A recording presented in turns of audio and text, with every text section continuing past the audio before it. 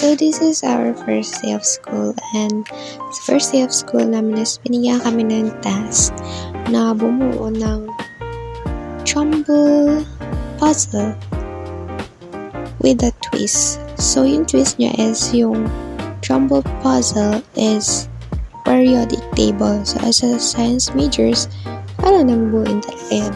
And then, kita niyo naman sa video, we are makulit and nagkakagulo kasi ang gulo talaga super. Ay hindi namin mahanap yung mga elements. So we decided na split out.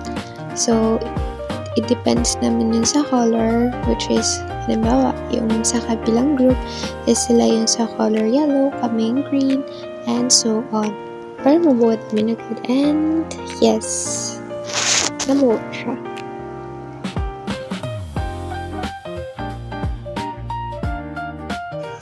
If I'm not mistaken, ang sabi kasi sa amin, dapat mag-video kami ng time-lapse habang ginagawa namin or pinubuo namin yung video.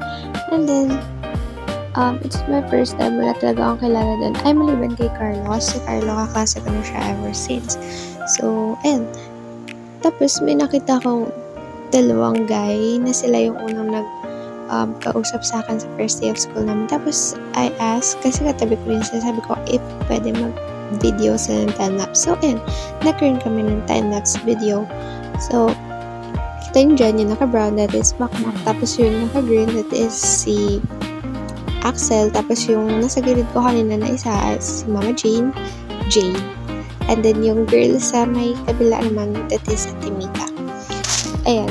So, nagtatas kami, tapos yung iba mo nakakasali na syempre, nag-video kami. And then, yun, nagawa namin yung puzzle. So, una, may mga parts na magulo kasi hindi naman namin kabisado yun. So, sinunod namin yung numbers sa periodic table. So, parang nakuha namin is nasa 98 pababa. Ganun. Tapos, lipat-lipat din ako ng pwesto dyan para mahanap ko kung ano yung mga puzzle na nawawala sa amin.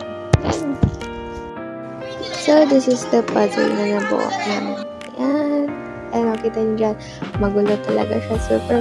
Tapos, ayun yung pangkalahatan namin na time-lapse. So, nandyan sa GC namin. Tapos, ganyan. May kita nyo rin ako dyan. Pag-alaga lang kasi nga, inanap ko yung mga puzzle namin. And,